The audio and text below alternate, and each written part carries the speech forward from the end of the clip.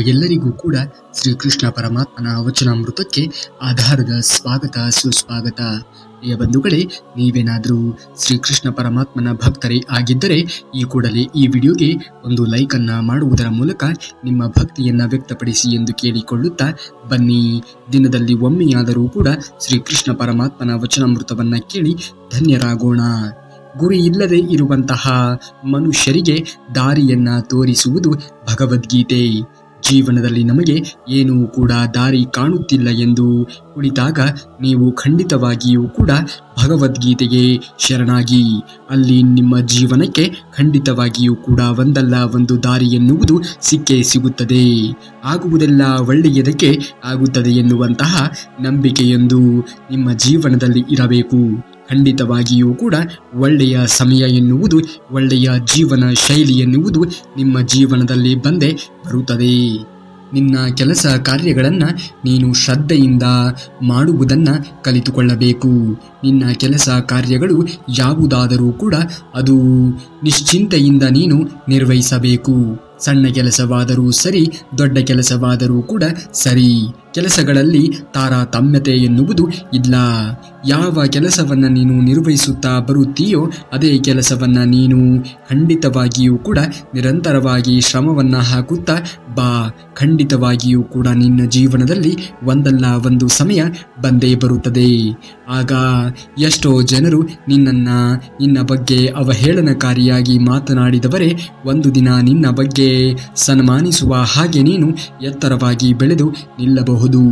ಮೊದಲನೆಯದಾಗಿ ನೀನು ಯಾವುದೇ ಕೆಲಸವಾದರೂ ಕೂಡ ಆ ಕೆಲಸದಲ್ಲಿ ಪ್ರಾಮಾಣಿಕತೆಯನ್ನು ಮೈಗೂಡಿಸಿಕೊಳ್ಳಬೇಕು. ಯಾರು ಬೇಕಾದರೂ ಕೂಡ ಏನು ಬೇಕಾದರೂ ಮಾತನಾಡಲಿ, ನೀನು ಮಾತ್ರ ನಿನ್ನ ಕೆಲಸ ಕಾರ್ಯಗಳ ಮೇಲೆ ಗಮನವನ್ನು ಕೊಡು.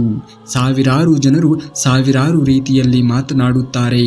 ಆದರೆ ಆ ಮಾತನಾಡುವಂತಹ ಮಾತುಗಳಿಗೆ ನೀನು ತಲೆಯನ್ನು ಕೆಡಿಸಿಕೊಂಡು ನಿನ್ನ ಅತ್ಯಮೂಲ್ಯವಾಗಿರುವಂತಹ ಸಮಯವನ್ನು ಏಕೆ ಹಾಳು ಮಾಡಿಕೊಳ್ಳುತ್ತೀಯಾ? ಕೇವಲ ನಿನ್ನ ಕೆಲಸ ಕಾರ್ಯಗಳ ಮೇಲೆ ನೀನು ಗಮನವನ್ನು ಕೊಡು.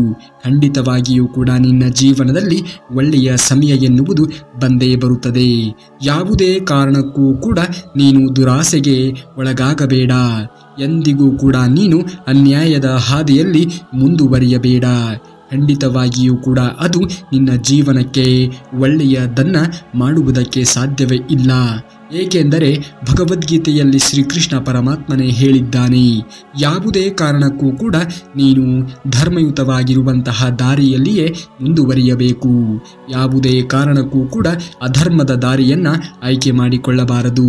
ಯಾವ ವ್ಯಕ್ತಿಯು ಧರ್ಮದ ದಾರಿಯಲ್ಲಿ ಜೀವನವನ್ನು ಸಾಗಿಸುತ್ತಾನೆಯೋ ಅವನಿಗೆ ಆ ಧರ್ಮವೇ ರಕ್ಷಣೆಯನ್ನು ಕೊಡುವುದು ಎಂದು. ಹಾಗಾಗಿ ಜೀವನದಲ್ಲಿ ನೀವು ಧರ್ಮಯುತವಾಗಿರುವಂತಹ ದಾರಿಯನ್ನು ಆಯ್ಕೆ ಮಾಡಿಕೊಳ್ಳಬೇಕು. ಆಗ ಖಂಡಿತವಾಗಿಯೂ ಕೂಡ ನಿಮ್ಮ ಕನಸುಗಳು, ನಿಮ್ಮ ಇಷ್ಟಾರ್ಥಗಳೆಲ್ಲವೂ ಕೂಡ ಈಡೇರುವುದು. ನಿಮಗೆ ಧರ್ಮವೇ ರಕ್ಷಣೆಯನ್ನು ಮಾಡುವುದು. ಎಂತಹ ಕೇಡನ್ನ ಬಯಸಿದರೂ ಕೂಡ ಯಾರೇ ಅವರು ಕೇಡಿಗೆ ಅವರೇ ಅನುಭವಿಸುತ್ತಾರೆ. ಜೀವನದಲ್ಲಿ ನೀನು ಮಾತ್ರ ಇತರರಿಗೆ ಕೆಡಕನ್ನ ಬಯಸದೆ ಒಳ್ಳೆಯದನ್ನ ಬಯಸು. ಖಂಡಿತವಾಗಿಯೂ ಕೂಡ ನಿನ್ನ ಜೀವನದಲ್ಲಿ ಒಳ್ಳೆಯ ಸಮಯಗಳು ಬಂದೇ ಬರುತ್ತದೆ. ಜೀವನದಲ್ಲಿ ಇತರರಿಗೆ ಕೆಡಕನ್ನ ಬಯಸುವುದಕ್ಕೆ ಹೋಗಲೇಬಾರದು.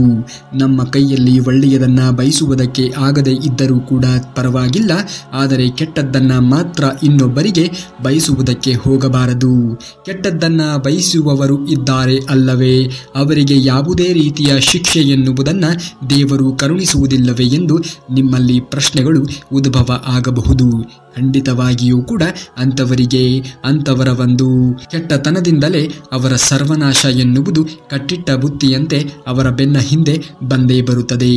ಆ ಕ್ಷಣಕ್ಕೆ ಮಾತ್ರ ಅವರು ನೆಮ್ಮದಿಯ ಜೀವನವನ್ನು ಕಂಡುಕೊಂಡು ಇರಬಹುದು. ಆದರೆ ಜೀವನದ ಉದ್ದಕ್ಕೂ ಕೂಡ ಅವರು ಮಾಡಿರುವಂತಹ ದ್ರೋಹಕ್ಕೆ, ಇನ್ನೊಬ್ಬರಿಗೆ ಅನ್ಯಾಯವನ್ನ ಮಾಡಿರುವ ಕಾರಣದಿಂದಾಗಿ ಅವರಿಗೂ ಕೂಡ ಅನ್ಯಾಯವನ್ನ ಮಾಡುವಂಥವರನ್ನ ಆ ದೇವರು ಶ್ರೀಕೃಷ್ಣ ಪರಮಾತ್ಮನು ಸೃಷ್ಟಿ ಮಾಡಿರುತ್ತಾನೆ. ಹಾಗಾಗಿ ಜೀವನದಲ್ಲಿ ಯಾರಿಗೂ ಕೂಡ ಅನ್ಯಾಯವನ್ನ ವಂಚನೆಯನ್ನ ಮಾಡುವುದಕ್ಕೆ ಹೋಗಲೇಬೇಡಿ. ಗೌರವ ಎನ್ನುವುದು ನಿಮಗೆ ಸಿಗಬೇಕು ಅನ್ನುವುದೇ ಆದರೆ ನೀವು ನೀವು ಯಾರಿಂದಲೂ ಕೂಡ ಗೌರವವನ್ನು ಬಯಸುವುದಕ್ಕೆ ಹೋಗಬೇಡಿ. ಇತರರಿಗೆ ಗೌರವವನ್ನು ಕೊಡುವುದನ್ನು ಕಲಿತುಕೊಳ್ಳಿ. ಆ ಗೌರವಕ್ಕೆ ಪ್ರತೀಕವಾಗಿ ನಿಮಗೂ ಕೂಡ ಗೌರವ ಎನ್ನುವುದು ಸಿಕ್ಕೇ ಸಿಗುತ್ತದೆ. ಗೌರವವನ್ನು ಬಯಸಬೇಡಿ, ಗೌರವ ಸಿಗುವ ಹಾಗೆ ಬೆಳೆದು ನಿಲ್ಲಿ. ಖಂಡಿತವಾಗಿಯೂ ಕೂಡ ಯಾರೇ ಆಗಿದ್ದರೂ ನಿಮಗೆ ಗೌರವವನ್ನು ಕೊಟ್ಟೇ ಕೊಡುತ್ತಾರೆ. ಯಾವಾಗ ನೀನು ಬೆಳೆದು ನಿಂತಾಗ ನಿನ್ನನ್ನು ಜನರು ಇವನ ಕೈಯಲ್ಲಿ ಏನೂ ಕೂಡ ಆಗುವುದಿಲ್ಲ ಎಂದು ನಿನ್ನನ್ನು 4 ಜನರ ಎದುರಿಗೆ ಹೀಯಾಳಿಸಿ ಇರುತ್ತಾರೆಯೋ ಅಂಥವರ ಮುಂದೆಯೇ ನೀನು ಅವರು ಯಾವ ಕೆಲಸ ಆಗುವುದಿಲ್ಲ ಎಂದು ಹೇಳಿರುತ್ತಾರೆಯೋ ಅದೇ ಕೆಲಸದಲ್ಲಿ ಮುಂದುವರಿದು ಜೀವನದಲ್ಲಿ ಸಾಧನೆಯನ್ನು ಮಾಡಿ ತೋರಿಸಬೇಕು. ಖಂಡಿತವಾಗಿಯೂ ಕೂಡ ಇದೇ ಅಲ್ಲವೇ ನಿಜವಾದ ಛಲ ಅಂದರೆ, ಇದೇ ಅಲ್ಲವಾ ಸಾಧನೆ ಅಂದರೆ. ಖಂಡಿತವಾಗಿಯೂ ಕೂಡ ಒಳ್ಳೆಯ ಸಮಯ ಎನ್ನುವುದು ಬಂದೇ ಬರುತ್ತದೆ. ಆದರೆ ಕಾಯುವಂತಹ ತಾಳ್ಮೆ ಜೀವನದಲ್ಲಿ ಇರಬೇಕು.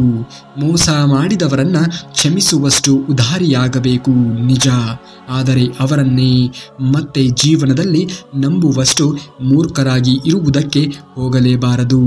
ಕಾರಣ ಯಾರಿಗೆ ಗೊತ್ತು, ಅವರು ಯಾವ ಉದ್ದೇಶದಿಂದಾಗಿ ನಿಮಗೆ ಅನ್ಯಾಯವನ್ನ, ಮೋಸವನ್ನ, ವಂಚನೆಯನ್ನ ಮಾಡುವುದಕ್ಕೆ ಬಯಸುತ್ತಾ ಇರುತ್ತಾರೆಯೋ ಅಂಥವರ ಒಂದು ಉದ್ದೇಶದಿಂದಾಗಿಯೇ ದೇವರು ಅವರಿಗೂ ಕೂಡ ಅದನ್ನೇ ಕರುಣಿಸುತ್ತಾನೆ.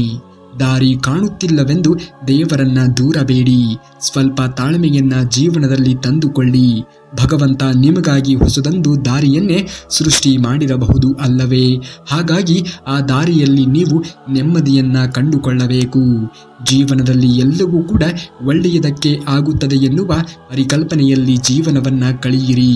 ಖಂಡಿತವಾಗಿಯೂ ಕೂಡ ನಿಮ್ಮ ಯೋಚನೆಗಳೇ ನಿಮ್ಮ ಬದುಕಿನ ಯಶಸ್ಸಿಗೆ ಕಾರಣವಾಗುವುದು. ನಿಮ್ಮ ಆಲೋಚನೆಗಳೇ ನಿಮ್ಮ ಯಶಸ್ಸಿಗೆ ಕಾರಣವಾಗುವುದು. ಸಕಾರಾತ್ಮಕವಾಗಿರುವಂತಹ ಆಲೋಚನಾ ಶೈಲಿಗಳನ್ನು ಜೀವನದಲ್ಲಿ ಬೆಳೆಸಿಕೊಳ್ಳಿ. ಎಲ್ಲಿ ಸಕಾರಾತ್ಮಕತೆ ಎನ್ನುವುದು ಇರುತ್ತದೆಯೋ ಅಲ್ಲಿ ಬೆಳವಣಿಗೆ ಎನ್ನುವುದು ಖಂಡಿತವಾಗಿಯೂ ಕೂಡ ಇದ್ದೇ ಇರುತ್ತದೆ. ಹಿಂಡಿದ ಹಾಲು ತಕ್ಷಣವೇ ಹೇಗೆ ಮೊಸರಾಗುವುದಿಲ್ಲವೋ ಅದೇ ರೀತಿಯಾಗಿ ನಾವು ಇಂದಿನ ದಿನಮಾನಗಳಲ್ಲಿ ಮಾಡಿರುವಂತಹ ಪಾಪ ಕೃತ್ಯಗಳ ಫಲ ಎನ್ನುವುದು ತಕ್ಷಣಕ್ಕೆ ನಮ್ಮ ಅನುಭವಕ್ಕೆ ಬರುವುದಕ್ಕೆ ಸಾಧ್ಯವೇ ಆಗುವುದಿಲ್ಲ. ಆದರೆ ಅದು ಒಂದು ರೀತಿಯಲ್ಲಿ ಬೂದಿ ಮುಚ್ಚಿರುವಂತಹ ಕೆಂಡದಂತೆ ಸಮಯವನ್ನು ನೋಡಿ ಸರಿಯಾಗಿ ನಮಗೆ ಸುಡುತ್ತದೆ. ಹಾಗೆಯೇ ಜೀವನದಲ್ಲಿ ಯಾರೇ ಅನ್ಯಾಯವನ್ನ ಮಾಡಿ ಇಂದು ಸುಖವಾಗಿ ಇದ್ದಾರೆ ಎಂದು ನೀವು ಭಾವಿಸುವುದೇ ಆದರೆ ಖಂಡಿತವಾಗಿಯೂ ಕೂಡ ಅದು ಕೂಡ ಒಂದು ರೀತಿಯಲ್ಲಿ ಬೂದಿ ಮುಚ್ಚಿರುವಂತಹ ಕೆಂಡದಂತೆ. ಸಮಯ ಸಂದರ್ಭ ಎನ್ನುವುದು ಬಂದಾಗ ಖಂಡಿತವಾಗಿಯೂ ಆ ವ್ಯಕ್ತಿ ಮಾಡಿರುವಂತಹ ಅನ್ಯಾಯಕ್ಕೆ, ಮೋಸಕ್ಕೆ ತಕ್ಕ ರೀತಿಯ ಪ್ರತಿಫಲವನ್ನು ಅನುಭವಿಸುತ್ತಾನೆ. ಈ ಕಾಲದಲ್ಲಿ ನಾವು ಇಲ್ಲಿಯೇ ಏನೇ ಮಾಡಿದರೂ ಕೂಡ ಇಲ್ಲಿಯೇ ಎಲ್ಲವನ್ನ ಅನುಭವಿಸಿ ಹೋಗಬೇಕು. ಹಾಗಾಗಿ ಜೀವನದಲ್ಲಿ ಒಳ್ಳೆಯದನ್ನ ಮಾತ್ರ ಮಾಡಿ, ಕೆಟ್ಟದ್ದರ ಬಗ್ಗೆ ಎಂದಿಗೂ ಕೂಡ ಯೋಚನೆಗಳನ್ನು ಮಾಡುವುದಕ್ಕೆ ಹೋಗಲೇಬೇಡಿ. ಒಂದು ಮಾತು ತುಂಬ ಚೆನ್ನಾಗಿ ನೆನಪಿನಲ್ಲಿ ಇಟ್ಟುಕೊಳ್ಳಿ. ಸುಖದಲ್ಲಿ ಎಲ್ಲರೂ ಕೂಡ ಸಿಗುತ್ತಾರೆ, ಆದರೆ ಕಷ್ಟದಲ್ಲಿ ಭಗವಂತ ಶ್ರೀಕೃಷ್ಣ ಪರಮಾತ್ಮ ಒಬ್ಬನೇ ಸಿಗುವುದಕ್ಕೆ ಸಾಧ್ಯವಾಗುವುದು. ಸುಖದಲ್ಲಿ ಎಲ್ಲರೂ ಕೂಡ ನಾ ಮುಂದೆ ತಾ ಮುಂದೆ ಎಂದು ಬರುತ್ತಾರೆ. ಎಲ್ಲರೂ ಕೂಡ ಅವರು ನಮ್ಮ ಸಂಬಂಧಿಕರು, ಇವರು ನಮ್ಮ ಸಂಬಂಧಿಕರು, ಇವರು ನಮ್ಮ ಗೆಳೆಯ, ಇವರು ನಮ್ಮ ಗೆಳತಿ, ಇವರು ನಮ್ಮ ಹತ್ತಿರದವರು ಎಂದು ನಾ ಮುಂದೆ ತಾ ಮುಂದೆ ಎಂದು ಬರುತ್ತಾರೆ. ಅದೇ ವ್ಯಕ್ತಿ ದುಃಖದಲ್ಲಿ ಇದ್ದಾಗ ಅವ ಯಾರು ನಮಗೆ ಗೊತ್ತೇ ಇಲ್ಲ ಎನ್ನುವ ರೀತಿಯಲ್ಲಿ ಎಲ್ಲರೂ ಕೂಡ ವರ್ತನೆಗಳನ್ನು ತೋರಿಸುತ್ತಾರೆ. ಒಬ್ಬ ವ್ಯಕ್ತಿಯ ನಿಜವಾದ ಸ್ವರೂಪ, ನಿಜವಾದ ತಾಳ್ಮೆ, ನಿಜವಾದ ಮನಸ್ಥಿತಿ, ನಿಜವಾದ ಗುಣ ಎನ್ನುವುದು ಗೊತ್ತಾಗಬೇಕು ಅನ್ನುವುದೇ ಆದರೆ ನಮಗೆ ಯಾವಾಗ ಸಮಸ್ಯೆಗಳು ಎನ್ನುವುದು ಬರುತ್ತದೆಯೋ ಆ ವ್ಯಕ್ತಿ ಆ ಸಂದರ್ಭಗಳಲ್ಲಿ ಯಾವ ರೀತಿಯಾಗಿ ಆಲೋಚನೆಗಳನ್ನು ಮಾಡುತ್ತಾನೆ, ಯಾವ ರೀತಿಯಾಗಿ ನಡೆದುಕೊಳ್ಳುತ್ತಾನೆ ಎನ್ನುವುದರ ಮೇಲೆಯೇ ಆತನ ನಿಜ ಸ್ವರೂಪ ಏನು ಎನ್ನುವುದು ನಮಗೆ ಗೋಚರವಾಗುವುದು. ಭರವಸೆ ಅಂದರೆ ಏನು ಒಳ್ಳೆಯದು ಆಗಲಿ ಎಂದು ಆಶಿಸುವುದು. ನಂಬಿಕೆ ಅಂದರೆ ಏನು ಒಳ್ಳೆಯದು ಆಗುತ್ತದೆ ಎಂದು ನಿಶ್ಚಯಿಸುವುದು. ಖಂಡಿತವಾಗಿಯೂ ಕೂಡ ದೇವರು ಭರವಸೆಯೊಂದಿಗೆ ಜೀವನವನ್ನು ಕಳೆಯಿರಿ. ಆಗುವುದೆಲ್ಲ ಒಳ್ಳೆಯದೇ ಆಗುತ್ತದೆ. ಭರವಸೆ ಎನ್ನುವುದು ನಿಮ್ಮ ಮೇಲೆ ನಿಮಗೆ, ನಿಮ್ಮ ಆತ್ಮ ಸಾಕ್ಷಿಗೆ ಅನುಗುಣವಾಗಿ ನಿಮ್ಮ ಜೀವನ ಶೈಲಿಗೆ, ನಿಮ್ಮ ಆತ್ಮದ ಮೇಲೆ ನಿಮಗೆ ನಂಬಿಕೆ ಎನ್ನುವುದು ಇರಬೇಕು. ನಿಮ್ಮ ಮನಸ್ಸಿನ ಮಾತನ್ನು ನೀವು ಆಲಿಸುವುದನ್ನು ಕೇಳಬೇಕು. ಏಕೆಂದರೆ ಪ್ರಪಂಚದಲ್ಲಿ ಎಲ್ಲರೂ ಕೂಡ ನಿಮ್ಮ ಬಗ್ಗೆ ಕೆಟ್ಟದ್ದನ್ನು ಬಯಸಬಹುದು, ಕೆಟ್ಟದ್ದನ್ನು ಸೂಚಿಸಬಹುದು. ಆದರೆ ನಿಮ್ಮ ಮನಸ್ಸು ಎನ್ನುವುದು ಖಂಡಿತವಾಗಿಯೂ ಕೂಡ ನಿಮಗೆ ಒಳ್ಳೆಯದನ್ನೇ ಬಯಸುತ್ತದೆ, ಒಳ್ಳೆಯ ದಾರಿಯನ್ನೇ ತೋರಿಸುತ್ತದೆ.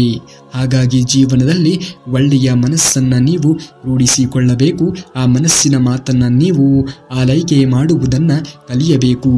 100 ಕಷ್ಟಗಳು ಬಂದರೆ ಏನಂತೆ, ಹೊರಗಬೇಡ. ಜೀವನದಲ್ಲಿ ಎಲ್ಲವನ್ನೂ ಕೂಡ ಕಳೆದುಕೊಂಡಿದ್ದೇನೆ ಎಂದು ನಿನಗೆ ಅನಿಸಿದಾಗ ನೀನು ತಪ್ಪದೆ ಭಗವದ್ಗೀತೆಗೆ ಶರಣಾಗು.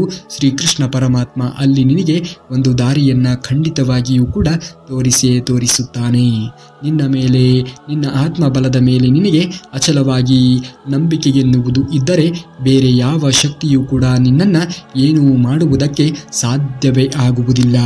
ಹಾಗಾಗಿ ನಿಮ್ಮ ಮೇಲೆ ನಿಮಗೆ ನಂಬಿಕೆ ಎನ್ನುವುದು ಇರಬೇಕು. ನಿಮ್ಮ ಆತ್ಮಬಲದ ಮೇಲೆ ನಿಮಗೆ ನಂಬಿಕೆ ಎನ್ನುವುದು ಇರಬೇಕು. ಖಂಡಿತವಾಗಿಯೂ ಕೂಡ ಯಾವುದೇ ಕಾರಣಕ್ಕೂ ಕೂಡ ನೀವು ಆತ್ಮಬಲವನ್ನು ಕಳೆದುಕೊಳ್ಳಬೇಡಿ, ನಿಮ್ಮ ತಾಳ್ಮೆಯನ್ನು ಕಳೆದುಕೊಳ್ಳಬೇಡಿ. ತಾಳ್ಮೆಗೆ ತಕ್ಕ ರೀತಿಯಾಗಿರುವಂತಹ ಒಂದು ಪರಿಹಾರವನ್ನು ಆ ದೇವರು ಖಂಡಿತವಾಗಿಯೂ ಕೂಡ ಕರುಣಿಸುತ್ತಾನೆ. ಜೀವನದಲ್ಲಿ ತಾಳ್ಮೆ ಎನ್ನುವುದು ಎಷ್ಟು ಮುಖ್ಯವೋ ಅದೇ ರೀತಿಯಾಗಿ ನೀವು ನಿರಂತರವಾಗಿ ಕೆಲಸ ಕಾರ್ಯಗಳಲ್ಲಿ ಭಗ್ನರಾಗಿ ಇರುವುದು ಕೂಡ ಅಷ್ಟೇ ಮುಖ್ಯವಾಗುತ್ತದೆ. ಎಷ್ಟೇ ಕಷ್ಟಗಳು ಬಂದರೂ ಕೂಡ ನನ್ನ ಬಳಿಯಲ್ಲಿ ಶ್ರೀಕೃಷ್ಣ ಪರಮಾತ್ಮ ಇದ್ದಾನೆ ಅನ್ನುವ ಅಚಲವಾಗಿರುವಂತಹ ನಂಬಿಕೆಯನ್ನು ಜೀವನದಲ್ಲಿ ಬೆಳೆಸಿಕೊಳ್ಳಿ. ಜೀವನದಲ್ಲಿ ನೀವು ಶ್ರೀಕೃಷ್ಣ ಪರಮಾತ್ಮನನ್ನು ನಂಬಿದರೆ ಸಾಕು, ನಿಮ್ಮ ಎಲ್ಲ ಸಮಸ್ಯೆಗಳಿಗೆ ಆತನೇ ಪರಿಹಾರವನ್ನು ಸೂಚಿಸುತ್ತಾನೆ. ಜೀವನದಲ್ಲಿ ಕೃಷ್ಣ ಪರಮಾತ್ಮನನ್ನು ನಂಬಿ ಕೆಟ್ಟವರು ಯಾರೂ ಕೂಡ ಇಲ್ಲ ಎನ್ನುವುದನ್ನು ನೀವು ಜೀವನದಲ್ಲಿ ಅಳವಡಿಸಿಕೊಳ್ಳಿ. ಮೆಚ್ಚುಗೆ ಮತ್ತು ಟೀಕೆ ಎರಡನ್ನೂ ಕೂಡ ಸಮಾನವಾಗಿ ಸ್ವೀಕರಿಸಿ. ಹೂ ಅರಳಲು ಬಿಸಿಲು ಮತ್ತು ಮಳೆ ಎರಡೂ ಕೂಡ ಅಗತ್ಯವಾಗಿ ಬೇಕಾಗುತ್ತದೆ ಅಲ್ಲವೇ? ಹಾಗೆಯೇ ನೀವು ಕೂಡ ಜೀವನದಲ್ಲಿ ಬೆಳೆದು ನಿಲ್ಲುವುದಕ್ಕೆ ನಿಮ್ಮ ಟೀಕೆಗಳು ಕೂಡ ಬೇಕಾಗುತ್ತದೆ, ನಿಮಗೆ ಬರುವಂತಹ ಮೆಚ್ಚುಗೆಗಳು ಕೂಡ ಬೇಕಾಗುತ್ತದೆ.